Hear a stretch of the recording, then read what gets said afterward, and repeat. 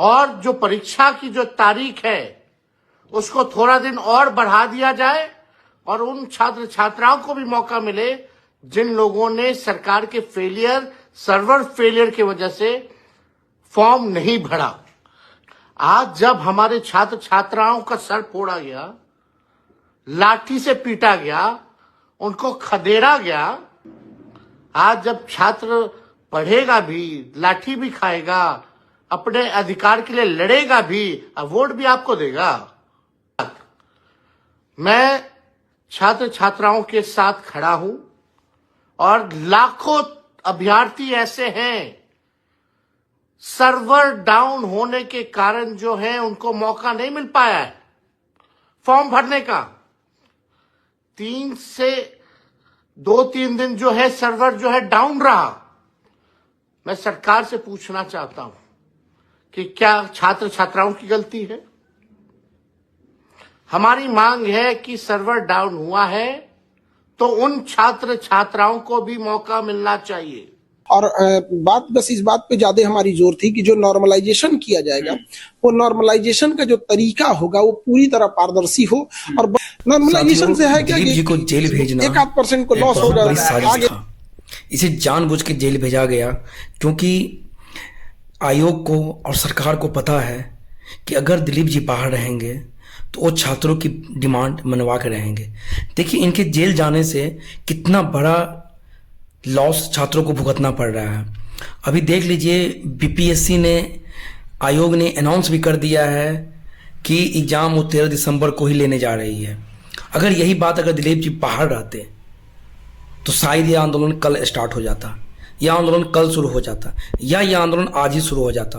और हो सकता है कि ये डर से आयोग निकालता भी नहीं नोटिस, क्योंकि उनको पता है कि दिलीप जी के साथ पूरे छात्र खड़े हैं।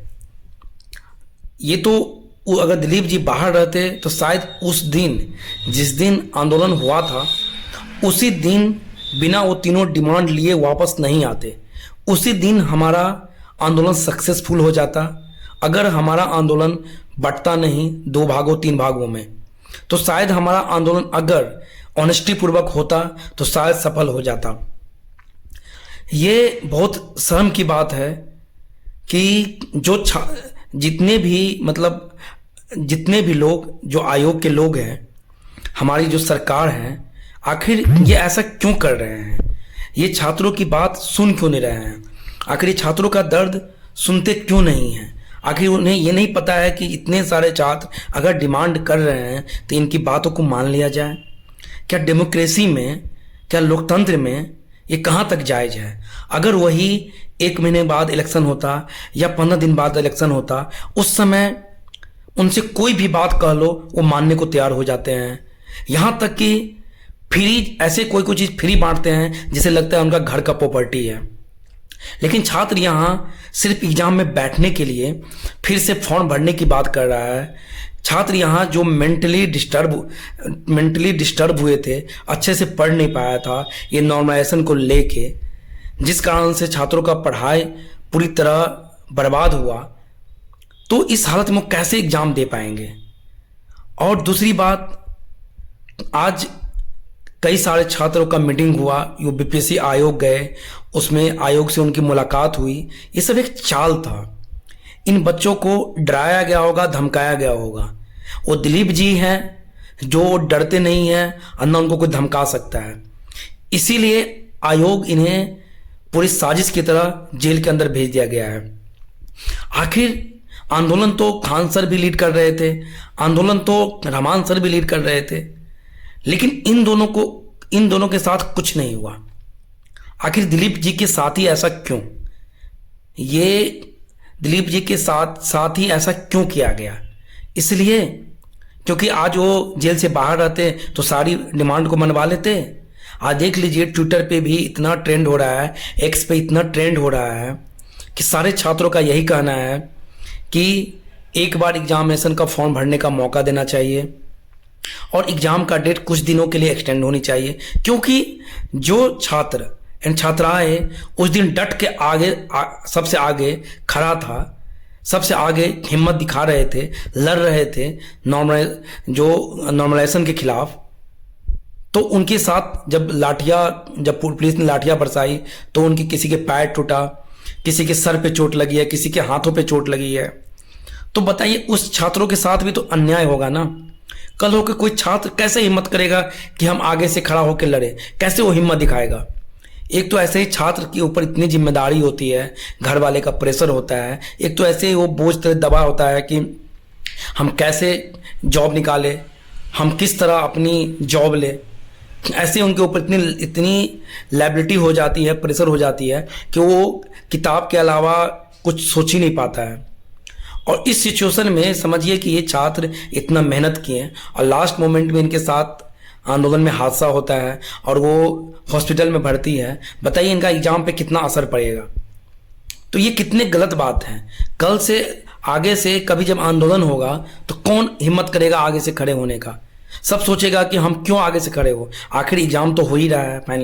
फाइनली आयोग ने तो घोषित कर ही दिया है। फाइनली आयोग ने तो एक साजिश के तहत दिलीप जी को जेल के अंदर डाल ही दिया है।